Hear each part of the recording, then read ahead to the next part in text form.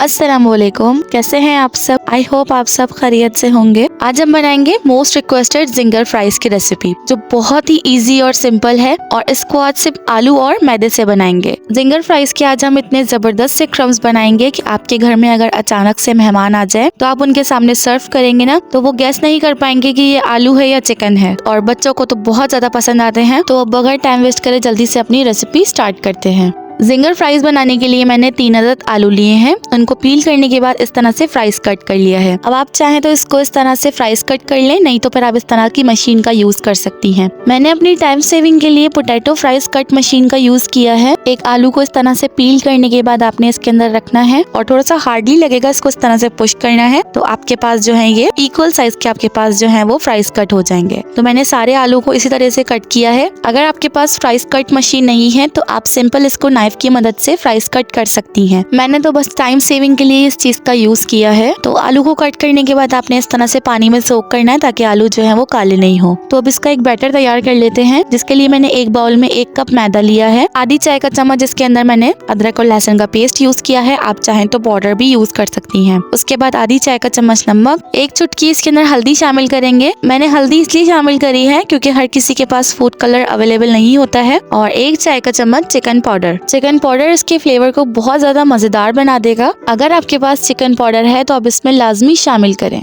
अब इसके बाद 1 पिंच इसके अंदर बेकिंग सोडा शामिल करेंगे और इसका एक थिक सा बैटर तैयार कर लेंगे। तो मैंने तकरीबन इसके अंदर 1 कप के बराबर पानी यूज करके इसका अच्छा सा थिक सा बैटर तैयार कर लिया है। तो बैटर की कंसिस्टेंसी चेक करने का तरीका ये है कि आपने एक फ्राइज को इसके अंदर कोट करना है। बैटर आपका थिक होना चाहिए। जब आप उसको फ्राइज के अंदर कोट करें तो वो अच्छे से स्टिक हो जाए। उसके बाद आपने 1 कप ड्राई मैदा लेना है, उसके अंदर थोड़ा सा नमक शामिल करके इसको अच्छी तरीके से मिक्स कर लेना है। आपने इसमें स्पाइसेस बिल्कुल शामिल नहीं करने, क्योंकि हम सारे स्पाइसेस जो है वो बैटर में शामिल कर चुके हैं।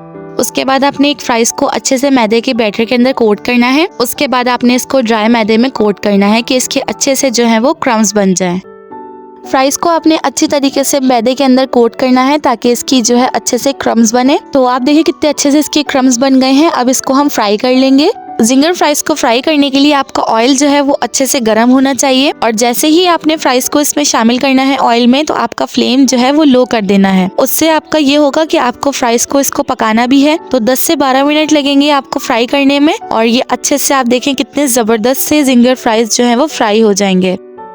तो अब तकरीबन मुझे इनको फ्राई करते हुए 8 से 10 मिनट हो चुके हैं और इसको तकरीबन 2 से 3 मिनट तक और फ्राई कर लेंगे ताकि अच्छे से जो है ये क्रिस्पी हो जाए। तो अब देखिए मैंने बगैर चावल के आटे के, बगैर कॉर्नफ्लोर के कितने मजेदार से जो है वो जिंगर फ्राइज बनाना आप लोग को सिखाए हैं। तो अब फ्राइज जो है वो अच्छे से फ्राई हो गए हैं। अब इनको हम निकाल लेंगे। तो अब इसी तरीके से मैं सारे फ्राइज को जो है वो फ्राई कर लूंगी। तो बस ये हमारे मजेदार से जिंगर फ्राइज रेडी हैं।